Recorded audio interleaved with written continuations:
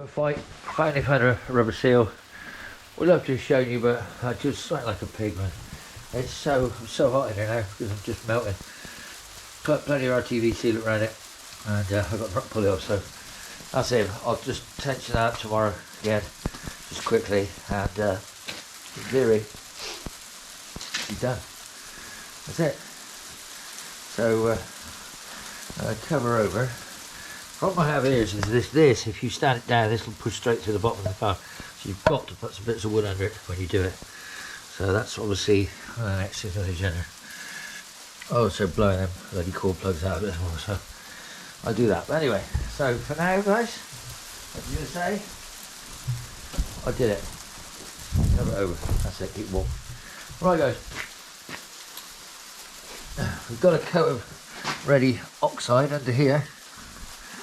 Well, most of it. Not much in the middle, I don't think, but we've got quite a bit of ready oxide around. Not ready oxide. So, yeah, that's right. That's good.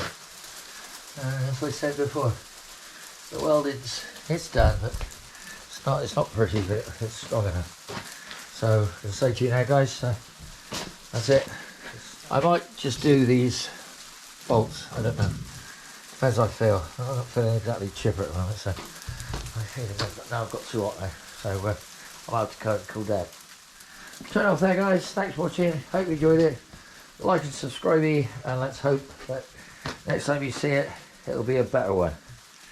Or certainly we'll be a bit further on. Like I say, maybe we'll have the gearbox situation, clutch, and all that assembly I did. But that's my next one is the start bar. Anyway, so thanks for watching. Like and subscribing. I hope you are going to make some lovely comments about that. But yeah, to be continued.